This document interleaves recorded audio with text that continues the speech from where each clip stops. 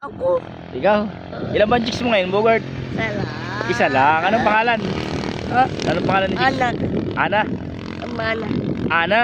Anak. Wenjin. Ah, Hana. Anjin. Oo. Napasagot mo na ba yung chicks mo? Kinikikis ko eh. Ay, gigis mo. Kinigis mo.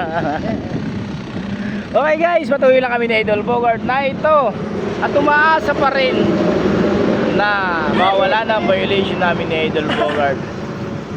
Sobrang nakakalungkot nga guys dahil siyempre sobrang pagod na rin namin sa pag-vlog.